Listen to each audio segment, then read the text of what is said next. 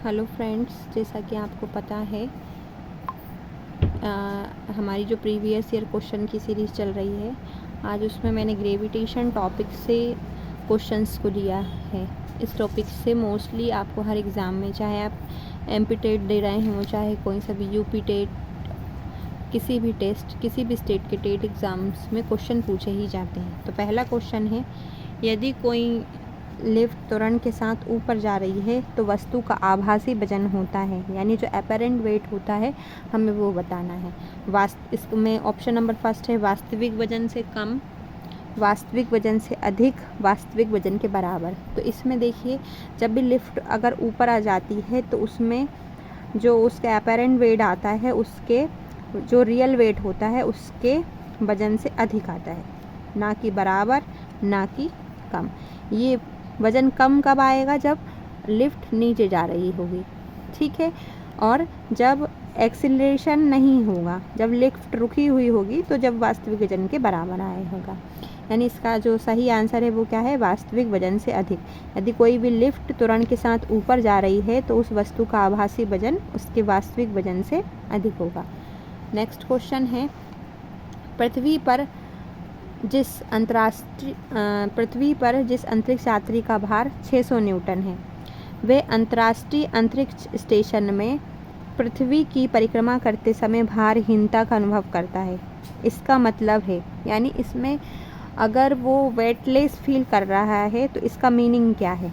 ठीक है, तो इसका फर्स्ट ऑप्शन है अंतरिक्ष यात्री का त्वरण शून्य है, अंतरिक्ष स्टेशन के फर्श द्वारा अंतरिक्ष यात्री पर अभिलंब प्रतिक्रिया शून्य है, पृथ्वी का अंतरिक्ष यात्री पर गुरुत्वाकर्षण बल शून्य है। ठीक है, तो इसका जो आंसर होगा, सही आंसर वो यह है, सेकंड नंबर का ऑप्शन। अंतरिक्ष स्टेशन के फर्श द्वारा अंतरिक्ष यात्री पर अभिलंब प्रतिक्रिया शून्य है। यानी जो वेटलेस फील होता है वो तभी फील होगा जब उस पर जो नॉर्मल रिएक्शन जो वैल्यू आएगी वो क्या हो? ज़ीरो हो। यानी जो पृथ्वी है उस पर जो नॉर्मल रिएक्शन फोर्स लगाती है वो ज़ीरो। यानी आपको न्यूटन के थर्ड लॉ से पता है, every action has equal and opposite reaction. यानी जो अभिलंब प्रतिक्रिया बल आएगा वो उस पर कैसा हो? शून्य हो, तभी वो भारहीनता की कंडीशन में वो वेटलेस फील करेगा। ठीक है, इसके बाद थर्ड क्वेश्चन है, पृथ्वी का अंतरिक्ष यात्री पर गुरुत्वाकर्षण बल पृथ्वी के किसी बिंदु पर गुरुत्वाकर्षण नहीं होता है। यानी पृथ्वी के किस बिंदु पर गुरुत्वाकर्षण नहीं होता है? तो इसका तो बहुत सिंपल ही है ये क्वेश्चन, भूमध्य रेखा पर, समुद्र की सतह पर, पृथ्वी के केंद्र पर। यह आपको पता है, जब हम ऊपर जाते हैं तो ग्रेविटी तब भी कम होती है पृथ्वी की सतह से, और नीचे जाते हैं तब भी कम होती, लेकिन पृथ्वी के केंद्र पर जो होता है वो गुरुत्वाकर्षण नहीं होता है। ठीक है, यानी इसका जो सही आंसर होगा वो आएगा पृथ्वी के केंद्र पर। इसका जो सही आंसर है वो है पृथ्वी के केंद्र पर। ठीक है, इसके बाद नेक्स्ट क्वेश्चन है,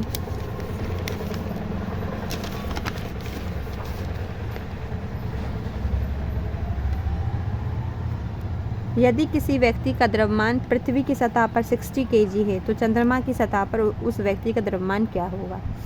यानी ये आपको पता होगा कि द्रव्यमान किसी भी स्थिति के साथ चेंज नहीं होता है ना, ये इसकी फंडामेंटल प्रॉपर्टी होती है, किसी भी ऑब्जेक्ट की फंडामेंटल प्रॉपर्टी होती है। इसलिए अगर कोई व्यक्ति पृथ्वी पर 60 किलो का है तो वो चंद्रमा पर भी उसका द्रव्यमान कितना होगा? 60 kg का होगा। लेकिन अगर यहीं वेट की बात करता तो उसका वेट चेंज हो जाता। ठीक है, मैंने वेट वाला क्वेश्चन भी, एक वेट से भी एक क्वेश्चन लिया है, इसमें आगे है क्वेश्चन नंबर 5। देखिए क्वेश्चन नंबर 5 क्या है, एक गेंद 30 मीटर पर सेकंड की चाल से ऊर्ध्वाधर ऊपर की ओर फेंकी जाती है, 4 सेकंड के बाद इसके विस्थापन का परिणाम होगा। ये आप बिल्कुल इस इक्वेशन को S = ut + ½ AT², जो सेकंड इक्वेशन ऑफ मोशन हम जिसको कहते हैं, इसको आप इसमें अप्लाई करेंगे तो यहाँ पर इसका आंसर जो आएगा 40 मीटर आएगा। ठीक है, एक गेंद 30 मीटर पर सेकंड की चाल से, यानी u की वैल्यू तो यहाँ हो गई आपकी 30। ठीक है, t की वैल्यू दे रखी है आपको 4 सेकेंड, और ये क्या है? मोशन अंडर ग्रेविटी वाला है, तो यहाँ पर g जो हम रखेंगे वो माइनस के लिए रखते हैं। ये आपको पता होगा, जब भी मोशन अंडर ग्रेविटी के लिए क्वेश्चन सॉल्व किए जाते हैं तो वो माइनस में किए जाते हैं। तो यहाँ मैं 10 रख दे रही हूँ, और इसके बाद जो टी की वैल्यू है वो 4 स्क्वायर। जब इस पूरे को हम सॉल्व करेंगे तो हमारा आंसर जाएगा 40 मीटर। ठीक है, आई होप आपको ये क्वेश्चन क्लियर हुआ होगा। इसके बाद सेकंड क्वेश्चन जो ये मैंने आपको बताया था भार वाला, मैंने वही लिया है। पृथ्वी पर किसी वस्तु का द्रव्यमान 12 किलोग्राम है तो चंद्रमा पर उसका भार कितना होगा। तो अब यहाँ पर क्या पूछा है, भार। अगर वो द्रव्यमान पूछता तो यही आ जाता 12 किलोग्राम, लेकिन यहाँ पर भार पूछा है। देखो आंसर में भी आपको समझ में आ रहा होगा, ऑप्शन में भी ऑप्शन दिए हैं आपको 19.6, 12 न्यूटन, 24.4 न्यूटन। तो आपको सिंपली इसको सॉल्व करना है। वेट के लिए फॉर्मूला होता है मास इनटू ग्रेविटी। मास कितना दे रखा है 12, है ना, और जी की वैल्यू कितनी है होती है आपको पता है 10। अप्रोक्स 9.8 रख के करेंगे हम इसको, क्योंकि यहाँ 19.6 पॉइंट में आंसर आ रहा है। ठीक है, और चंद्रमा पर भार कितना होता है, चंद्रमा पर ग्रेविटी की होती जी का 6। जब इसको सॉल्व करोगे यानी यहाँ 9.8 आप इसको रखकर सॉल्व करोगे तो आपका आंसर जाएगा 19.6 न्यूटन।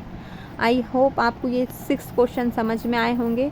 अगर आपको अच्छे लगे हों तो मेरे चैनल को लाइक एंड सब्सक्राइब ज़रूर करें।